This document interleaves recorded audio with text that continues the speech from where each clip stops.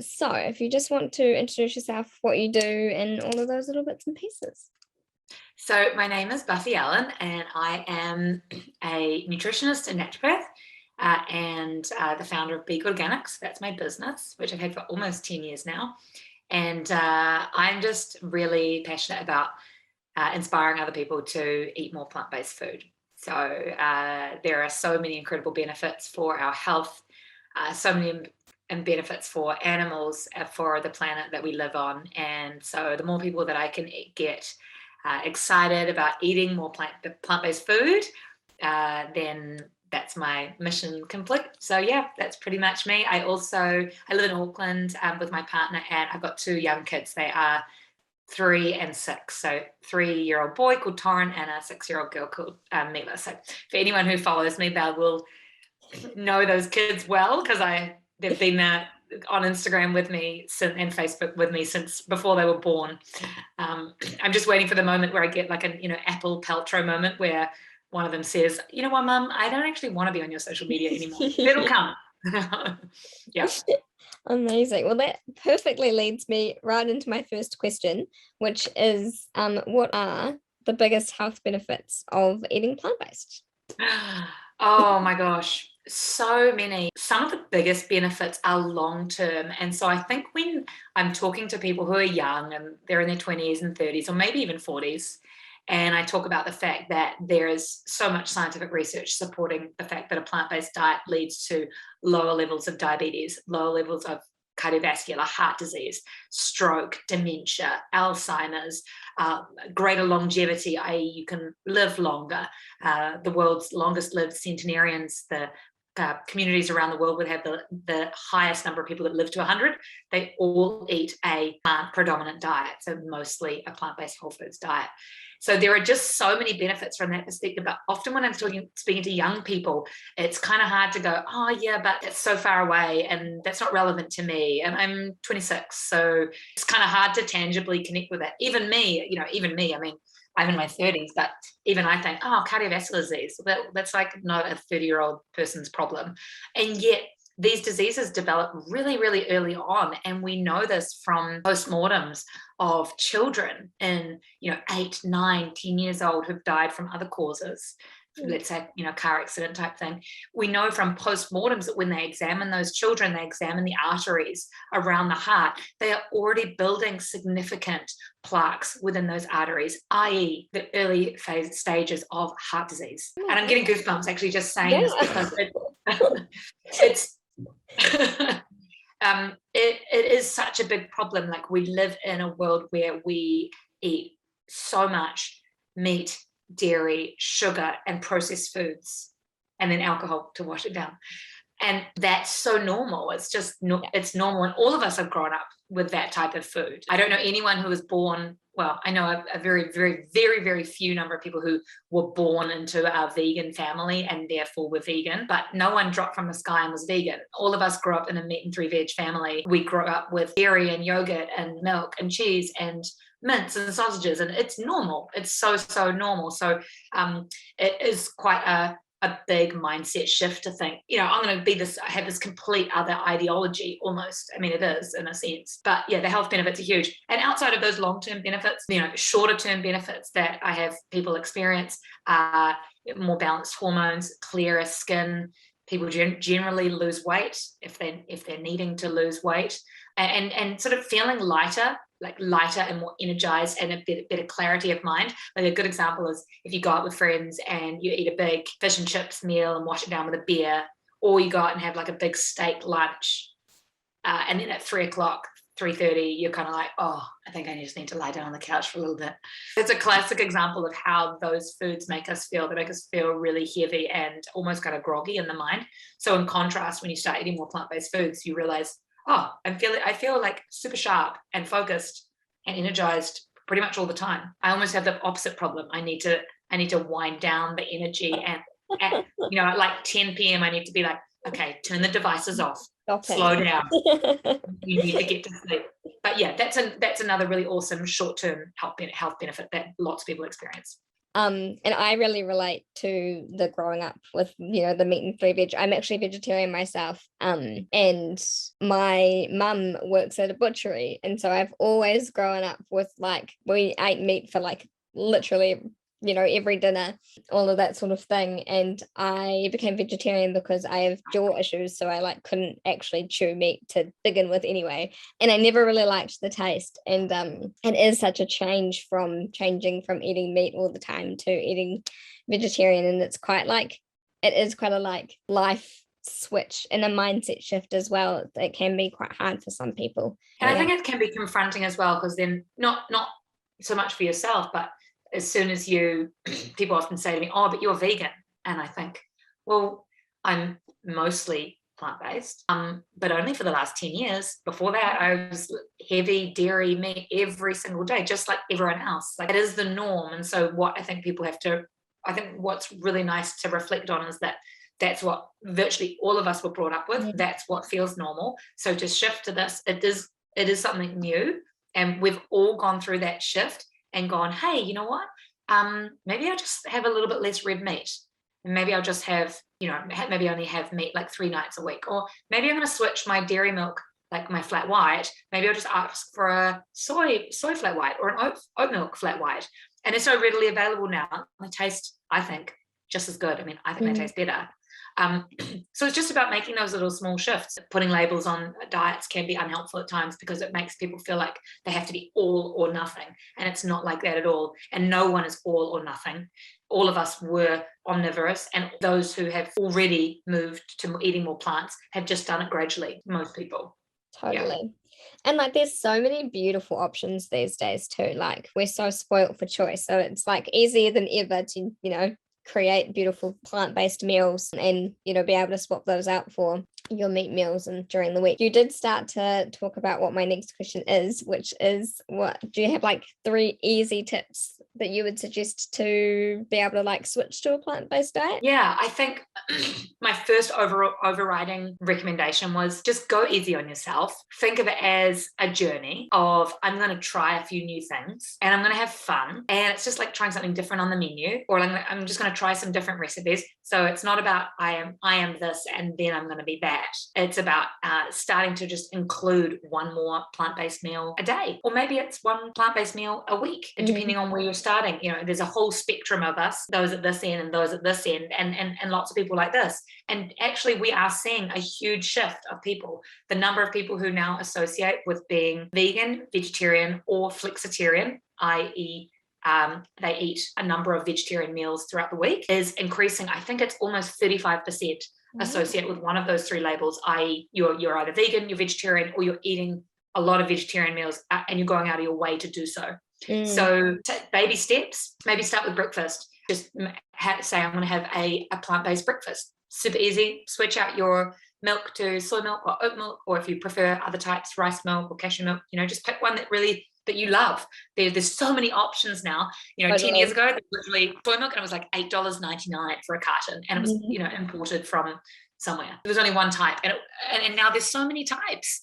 So yeah, pick one that you really enjoy. Switch out your yogurt from a dairy yogurt to a coconut yogurt or another type of plant-based yogurt. Again, the number of options there have increased from one really gross soy yogurt 10 years ago to now so many beautiful Raglan coconut yogurt, Zenzo, Doctor's Choice, Cathedral Cove. Those would be my favorites. But even the Collective has put out a pretty good plant-based yogurt, which at a lower price point. So yeah, baby steps. And the one food group I would probably suggest as one more tip to experiment a little bit more with is legumes. So lots of us are eating fruit, we're eating vegetables, we're eating nuts and seeds, we're eating whole grains, or we're eating grains, some sort of grains. But the 5th key food group that I talk about is legumes. So those are the 5 key food groups: fruits, vegetables, nuts and seeds, legumes, and whole grains. And these are what I call the top 5. They are like the fundamentals of a plant-based whole foods diet.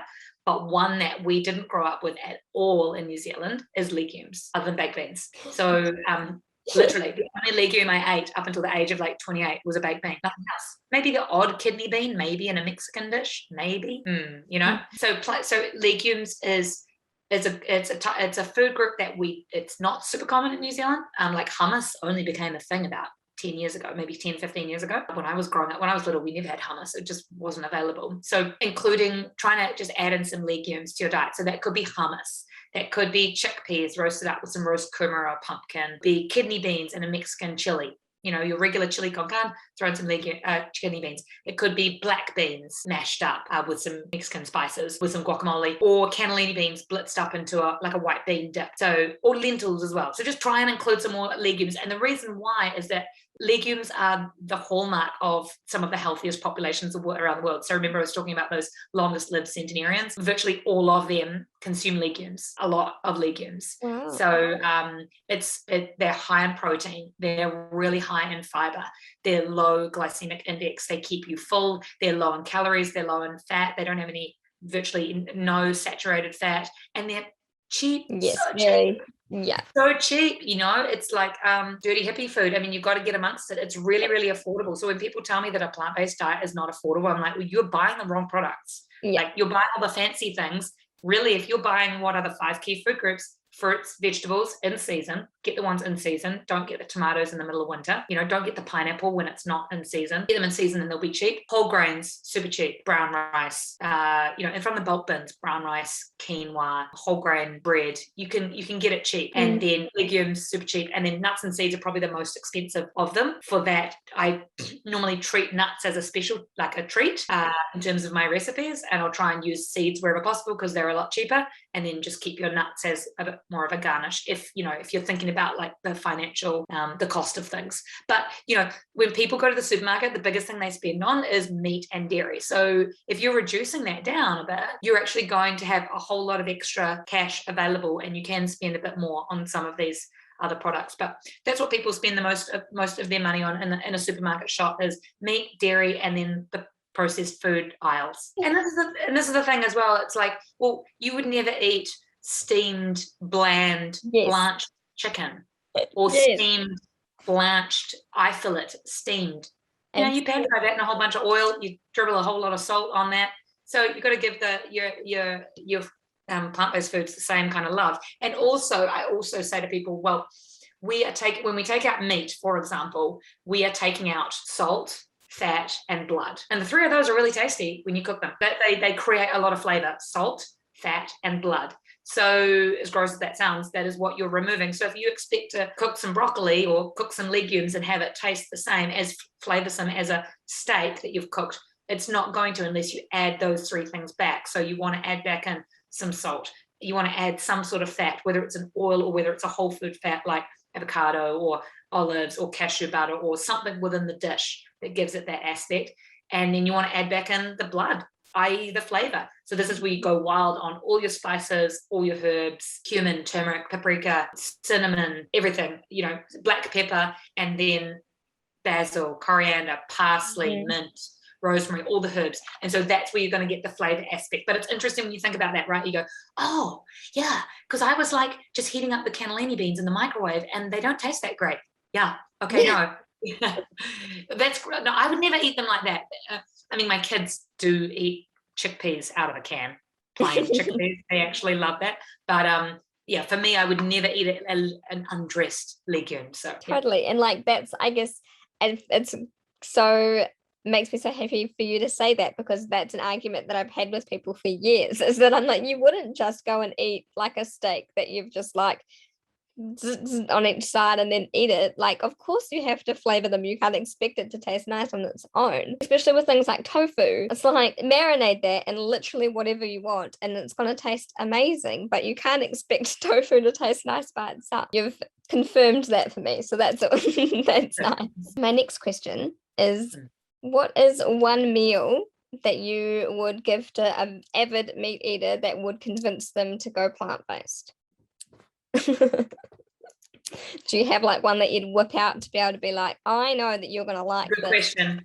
I'm just thinking, I'm like, I really want to convince them. I guess the reason I don't have an answer off the top of my head is because in my early days, I did try and convince everyone around me, and I think this is what happens to many of us who realize, like for me, it was a health thing. I got diagnosed with Graves' disease and was really sick. And I was told that I had to have a surgery to take out my thyroid gland or have this radioactive iodine treatment, and that I'd be on drugs for the rest of my life. Once you take the thyroid out, you have to take another hormone to replace. So it was for more desperation, personally, that I was looking at what else can I possibly do? How can you heal Graves' disease? Yeah, how can you heal the thyroid naturally? And that's what led me to discover plant-based diet for the health reasons. And once I went down that avenue, that's when I discovered all of the other huge elements around animal welfare, around planetary health, around climate change, so huge. But in those early days, I was like, had the banner, guys, oh my gosh. I post things on my personal Facebook page, and I actually had friends saying, can you stop posting like the like animal cruelty videos on your Facebook page? It's like really off-putting. Well, yeah, they are What they're supposed to be. Yeah, they're really off-putting. Can we just stop doing it? I think at that beginning, I kind of was waving the baton, oh my gosh, this is terrible. Do you know how we are treating these animals? It's horrific. Like this is a travesty, this is like a global atrocity how we treat the other species that live on this planet. And I was just so shocked. And like most people, I really loved animals. And most of us, when we're born, when a child sees a small animal, does the child want to grab that animal and eat its head? Or does the child want to touch that animal and pet it and hug it? So humans, like human animals, because we're animals too, we're actually born with a whole lot of like natural compassion for other beings. And as a young child, we have that. And it's only because we are socialized into thinking that eating meat every single meal, like you and I both did, eating dairy, is normal. It's normal, it's natural, and also it's a necessary thing that we need to do. And it's but what I realized is in those early days, me going, I'm going to convert you to be, guys, look at this. As soon as you see this, you'll be so convinced like me. And what I realized is that didn't really work. In fact, it put a lot of people off. I mean, like close friends and family, to the point that it was like, oh, we just don't talk about the fact that Buffy's vegan. Let's not talk about that. And so I guess now I don't go out of my way to make meals to convince people, meat eaters. So what instead I think I do is I go out of my way to make every recipe that I create so delicious and tasty, and like so that you eat it and you just go, bam, that was so good. So that it's regardless of the person, whether they're a meat eater or a vegetarian or a vegan, or I don't even care. I want them to eat. Like I'm just thinking of this basil kale pesto that I just made, and it's like so popping with flavor that no one could say no to it. It's so good. So I would probably I would probably do a classic like a lentil bolognese, or maybe like a lasagna. I have a really amazing lasagna at my cooking school called a butternut blonde lasagna. I would maybe do like a scrambled tofu into an egg. So I have these breakfast burritos which scramble up tofu so it tastes like egg. So I probably would create some of those familiar flavors like egg and a kind of a mince style dish. But outside of that, I would just go, hey, you know what? Taste this recipe. It doesn't look like meat. It doesn't matter. It tastes amazing. And it's kind of getting out of that mindset of like that a meal should look like meat, a little potato or a kumara and salad, or fish and veggies. Like it's getting out of that mindset that there's got to be a dead animal on one side. And it sounds kind of like, oh, Buffy, can you not talk about it like that? Because that doesn't sound very nice. But that's what it is. And it's just normal. It's been normalized in our society. So it's getting out of that mindset that the meal even needs to look like that. And so that's instead why I talk about these 5 key food groups and go, get those in your life, mix those up, mash them up, get some herbs and spices in there. And like that is what plant-based food is. So it's kind of like almost like a slightly different way of thinking about food, I think. Oh, all of that just resonated so deeply with me. I totally agree. It's not necessarily convincing people, but it's just like, I remember me and my boyfriend went to one of our friends' houses for dinner, and they were all meat eaters and we were the only vegetarians, and we just brought jackfruit for to go in with like whatever everyone else was having. And I think the jackfruit was like left over at the end. And then one of the people were like, "Oh, can I have some of that?" And we were like, "Yeah, sure." Didn't say anything about the fact that it was jackfruit. And they were like, "Oh my God, this is so delicious." And we were like, "Yeah, it is." And it's jackfruit. And you would never have known that it wasn't like pulled pork or like, anything like that. So it's just, yeah, those familiar flavors are so important. The next one is, how do you keep up with like eating your healthy, nourishing foods when you're having like sugar cravings or all of those sorts of things, I guess, in the transition and beyond to eating more plant-based meals? Yeah, I'm such a big proponent of consuming all those like soul foods that you love still and not getting rid of those, which is why I say to people when they say, "Oh, but you're vegan," or "You're this or that," and I try and eat 80% plant-based whole food, 20% of the time, I like to say I'm like plant-based whole foods 80%, and then probably like dirty vegan 19%, and then 1%, who knows what sneaks in there. It's probably more like that realistically, but that's enough. It's like more than enough. So I would say make healthier versions of your favorite foods, and that's what I have so many of on my website. So there's heaps of free recipes on there on begoodorganics.com, and quiet plug there, but seriously, there's heaps of free recipes on there, so that you can make your favorite ginger crunch or brownie or caramel slice. Like there's an incredible miso caramel slice on there that I made a few weeks ago. It's like divine, and it's just made from 100% plant-based whole foods. So I don't think you need to think, "Oh, I'm going to have a craving and I'm going to have to block it." Like, no. If you feel like something sweet, like have something sweet, and choose a really nourishing option if you can. Have some beautiful dark chocolate with almond dark chocolate. Have that one of those beautiful caramel slices. Have it with a herbal tea. And if there's an odd day where you just go, "I really feel like a donut," then get the donut. Occasionally we've got a bakery up close by us called Tart Vegan Bakery, and like the food is it's not health food. It's not, I would not call that plant-based whole foods, but their food is amazing.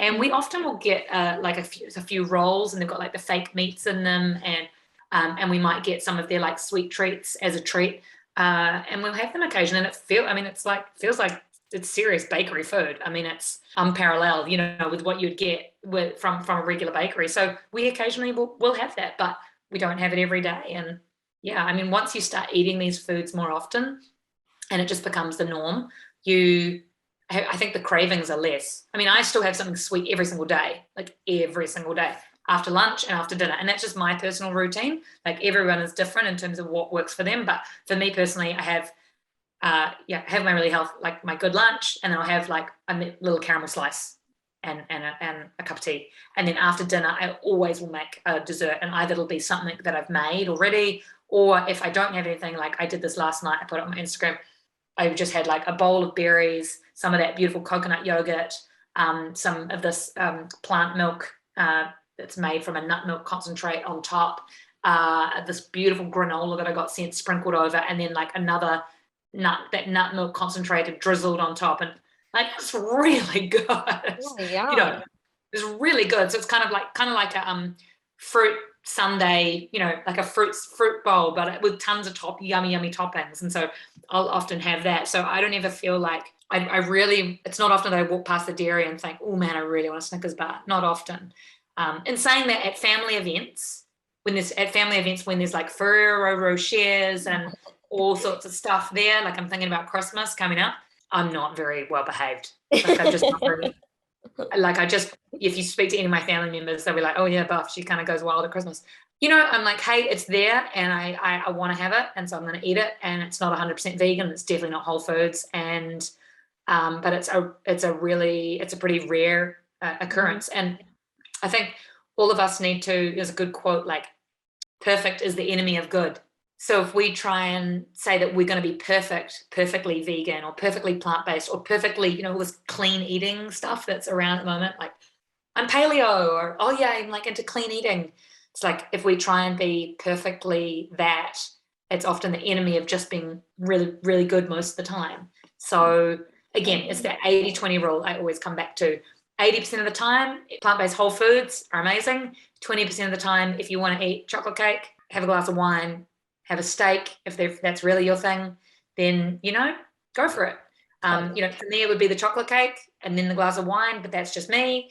But also as a planet, like from a health perspective, from an animal ethical perspective, from a climate change perspective, if the whole planet decided to go 80% plant-based, we're like net carbon zero. I mean, it's huge. We've changed the world. And also if everyone on the planet was 80% plant-based, there'd be a whole group of people that probably would experience that, feel really good, and decide to go more.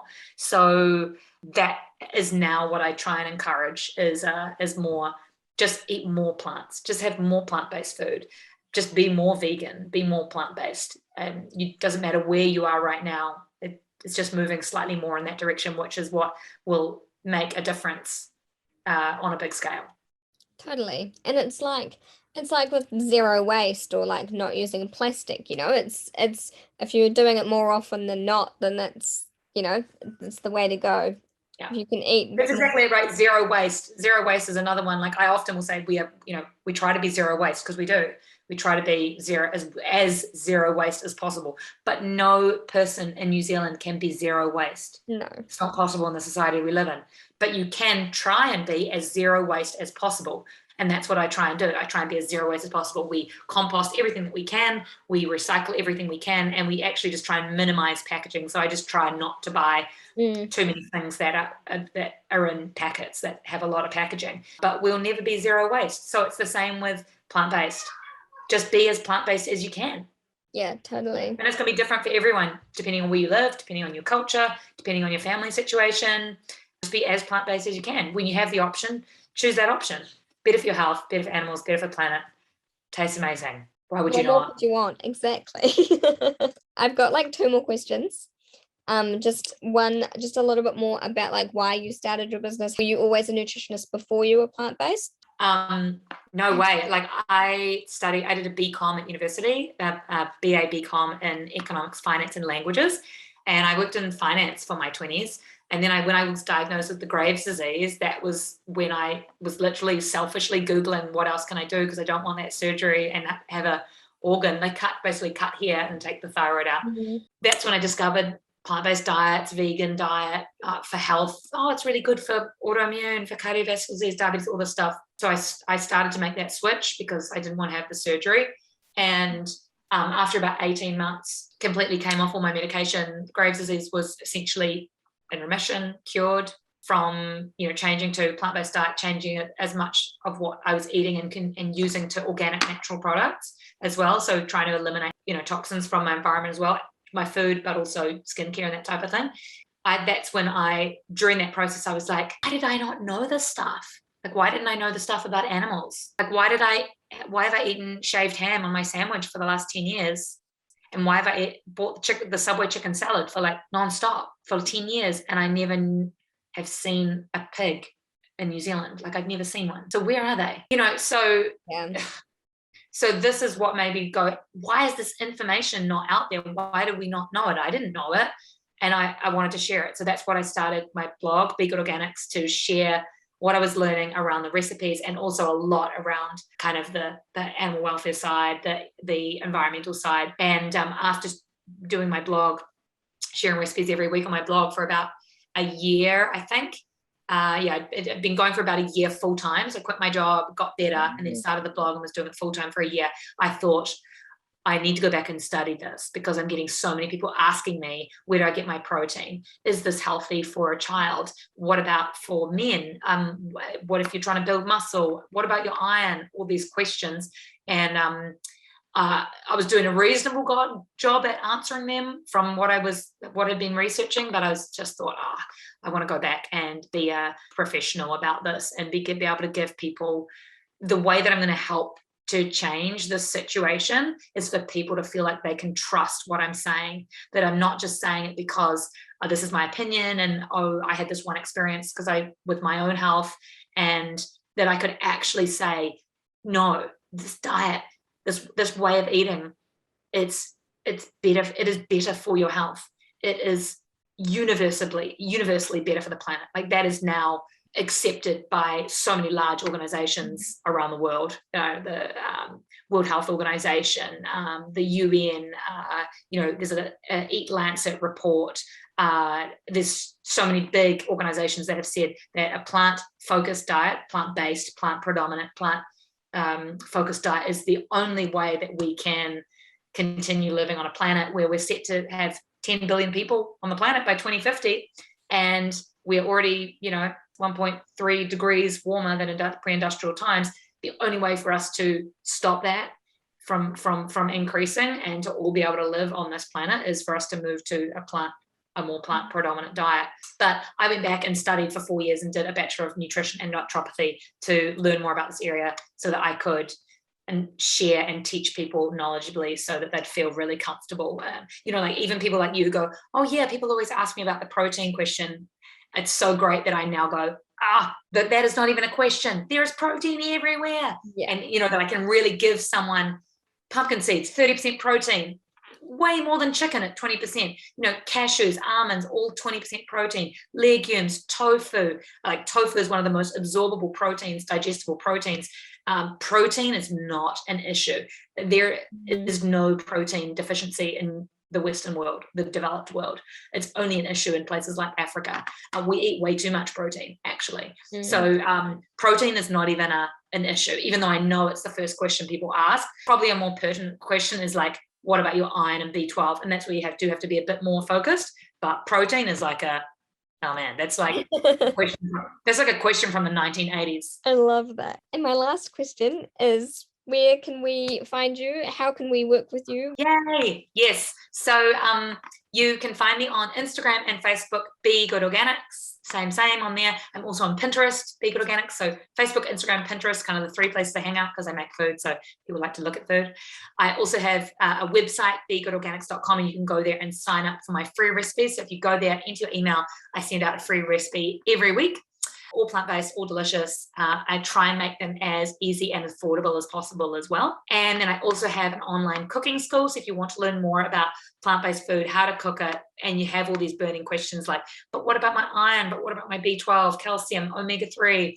Then I've created what I call my cooking school, but it's kind of like a plant-based nutrition school where you can come and get a bit more detailed video-based content and learn all about. I have seminars, little short seminars in there on protein, iron, B12, omegas, calcium, zinc, all these questions so that you can watch that and go, oh right, I'm fully armed for what I need to know around protein, for example, or how I can answer people and converse with people who are asking me those kind of questions. Because if you can communicate these topics well to other people, then that's how they will obtain the knowledge too and go, oh, okay, so I could actually eat a plant-based meal a couple of times a week and I'm not going to be lacking in protein. Cool, maybe I will, so that's why I created that, to try and get even more education out there for people who want it, so that hopefully they can have it for themselves and also feel confident in sharing that with others. So my website, my cooking school, and social media, Be Good Organics across the lot. That's pretty much it. Amazing. Oh, thank you so much for chatting today. I feel very inspired, and I'm sure everyone who's watching will as well. Well, you can just feel your passion for this radiating out of the screen. So it's been lovely to chat. Well, thank you so much for having me. If you have questions, just ask me on any of those social media channels, or you can email me through my website. I am literally here to help. This is like my life passion, and I just want to share it with as many people who are ready to make that move. Amazing. Well, thank you so much, and I hope you have a great rest of your day.